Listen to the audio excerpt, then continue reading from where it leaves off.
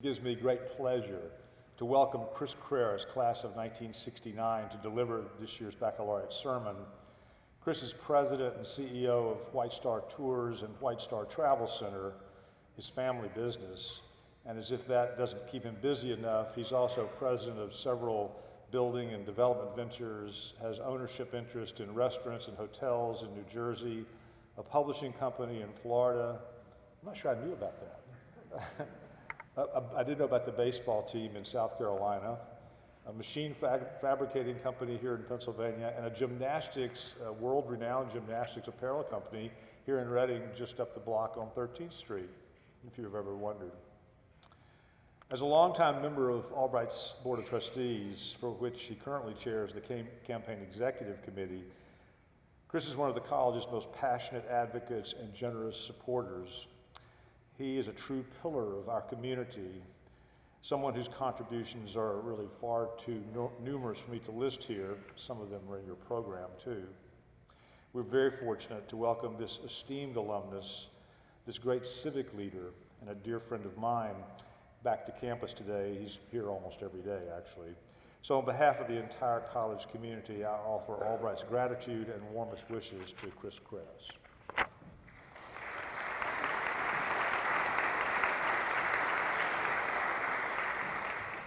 Thank you, Lex.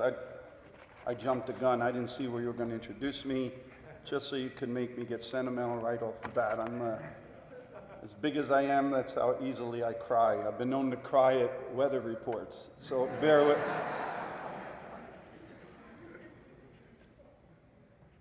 It was sort of daunting when I saw I was giving a sermon. Lex asked me as I was walking up the aisle, he said, "Did you ever give a sermon?" And it dawned on me that I'm not an ordained minister.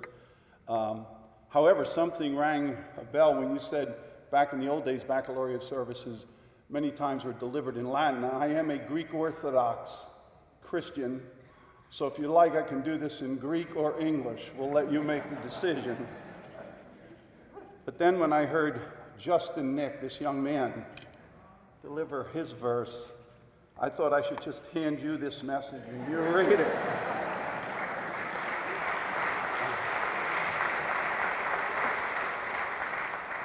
You are, and I heard you're heading to the seminary, is that correct? I am. Well, I want to show up to one of your first sermons. It certainly will be something meaningful. So good afternoon, fellow Albrightians. Good afternoon, parents. Good afternoon, faculty. Good afternoon, administrators, and good afternoon, fellow board members. It is a great day to start off the weekend, although it's starting to drizzle a little bit, but that just adds a little more excitement to what will be certainly a great weekend. A weekend where we say goodbye to all these wonderful graduating students, and yet a weekend in which they are cognizant of their facing a new life venture after Albright and wondering what the future will hold. I started out by saying fellow Albrightians, because I stand up here as Dr. McMillan mentioned, an Albright alum, and I happen to be more than 3 times the age of most of the graduates in this room. That's scary. But it seems like almost yesterday where I sat in your seats as I was graduated from Albright back in May of 1969. This college is very, very close to my heart. You see, I was raised right across the street here at 14th and Union at Pizza Italia. You all know Pizza Italia? That was my home. Not because I look like I eat a lot of pizza, but that's not what I mean. That was our home. That's where my family had a business. It used to be called the College Inn. This is the hangout for the college, the faculty, the students, the administrators. I remember the president of the college at the time, his name was Harry Masters. He would come in every day for coffee and donuts. So I spent most of my life right over there until we sold it in 1972.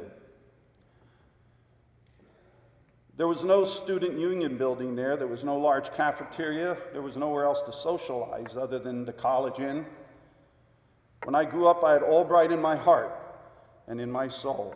Every day I'd be in and around the Albright campus So when it came time to select a school, Albright was a dream come true, and I got to fulfill that dream by attending Albright for 4 years. I remember sitting in your seats back then, and by the way, the chapel was brand new in 1969. I remember wondering what the future would hold, like many of you are. And as I mentioned, although I'm 3 times your age, I can relate to your excitement, your anxiety, and your happiness in having completed 4 years and not quite knowing where that path will lead you, as I did not know where that path would lead me. My path has taken me through many different places and experiences since 1969, and today, speaking to you as a fellow Albright graduate, and many of you to be, I wonder what interesting path you will take. When I started as a freshman, I was sure I wanted to be a math major, and I wanted to teach mathematics for the rest of my life. That dream was quickly erased when I got a D in my first calculus class here at Albright, and I realized I was not the math wizard that I was in high school. So I switched majors, and I did eventually go on to satisfy one of the dreams, and that I did teach high school. I taught political science for 10 years. However, that was just the beginning of one small part of my path in life. Little did I know what was yet to cross that path down the road. Reflecting on how I meandered down my own path of life to reach where I am today, I felt it was important for you to realize the value of various experiences and options on your particular life's path as well.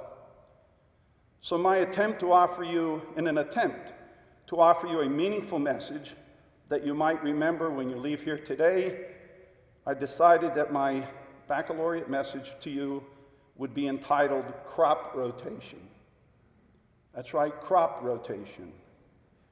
It's an interesting topic when you think about it, because Albright doesn't even have an agricultural course that I'm aware of, and farming probably is not one of our leading popular professions that emanate from a 4-year degree here at Albright. I think of crop rotation in the truest sense when you relate it to the path that God has chosen for each and every one of us. It is very relevant to where you are today. By the sheer definition of crop rotation, for those of you who remember studying it, it is basically planting different crops of different types of vegetables and all other plantings in the same area, but rotating them in order to keep the soil vibrant and fertile. And usually it allows less disease harming these precious soils. In order to do that, usually a good farmer or a good gardener has to have good knowledge and keep good records on moving the crops to bring refreshment and renewal to the soil. In that very same way, God, who is our gardener, has a way of moving all of us in this fertile soil from one crop to another. Don't think that the path you're going to take as you leave Albright tomorrow will be the path that you're definitely going to be assigned to for the rest of your life, or the one you're going to be stuck with no matter what happens. God may have different plans for you, and his soil is very rich. And only he, in his infinite wisdom, makes the best decisions on where he wants us to be planted and what kind of crop you will be producing. As I told you, I thought I was firmly planted in that field of teaching, and that I was going to be a teacher the rest of my life, and that was going to be just perfect. But things occurred in my life, and God said, maybe we're going to give you a little change. And the path that he drew me took me somewhere a little bit different on his farm. After teaching in this area for many years, for 10 years, he took me to another state, to South Jersey, where I was involved in small businesses. And I said, now this is certainly the place where I'm going to flourish and grow. But then God said, no, I'm going to keep you moving you because the soil is losing its strength. I'm going to bring you into a different field of life. Unexpectedly, I started getting involved in the world of travel. So I'm now firmly entrenched in this giant garden, and then God says, I have an even better idea for you.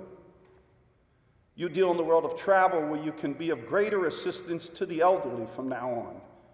and I got into the field of senior citizen travel.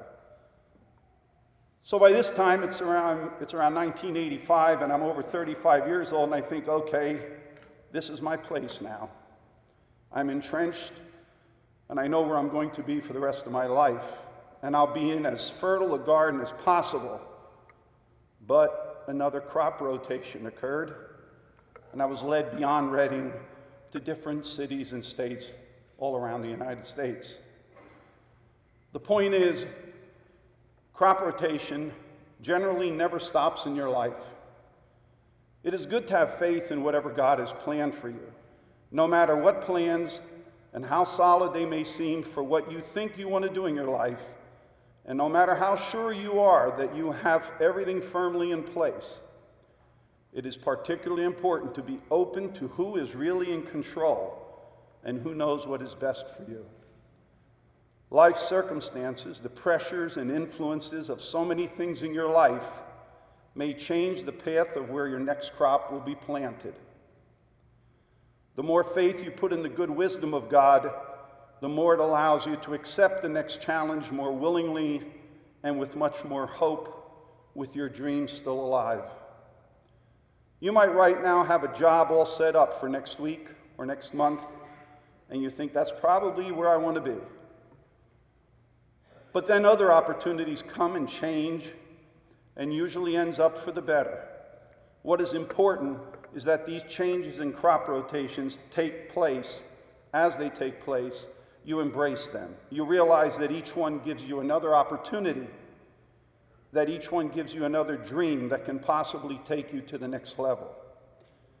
It is much better to continue to chase these dreams and to continue rotating your crops rather than to become stagnant in one place in that field where you're not growing as a person, where you may not be happy, and where you don't feel you're doing the most good for you, for your family, and for your future. It's a pretty well-known statistic that throughout your life, the average college grad will change jobs 4 times before they find the one in which they will retire some 40 years later. As long as each time you plant a new crop, you are pleased and satisfied with your next crop, every one of these offer you new hope, new excitement, and new roots for planting. One thing should be perfectly clear, and that's the fact that everyone who is part of this giant farm can't always be the biggest and strongest and most successful plant in that crop. Some plants, unfortunately, don't measure up to their expectations, but it is the responsibility of many of us to do our part to nurture some of those weaker plants, to help them gain footing and to survive. That is where love and caring for your fellow man comes into play. It is where philanthropy can play a huge part of your life. That is where prayer for your fellow man can be the answer. Many times you want to save some of those prayers for yourself and ask for direction from God and the wisdom to go forward to make sure that the plant that you came from can be as successful and as well nourished as it possibly can be. But it is our part in life to hope and to pray for all the crops in this garden of life. You've heard the old song, "No man is an island, no man stands alone." And that certainly can be said for all the different plants in the garden of life. So the message I'd like to leave you with today is welcome to this brand new, huge, beautiful garden of life that you are about to embark upon. I pray that your crop rotation leads you to bigger and better and more stable crops every time you are replanted. I pray that you use the knowledge that you have received during your time here at Albright College to make you stronger and a better plant and a better person. And I pray that should you be successful and that your plan is as strong as it can be, that you do your part to make sure that the other plants that surround you get some nourishment from the strength of your leadership. May God bless each and every one of you as you embark on the rest of your lives, and may the gardens in which you are sown be as bright and beautiful as the Garden of Eden once was. Thank you and good luck.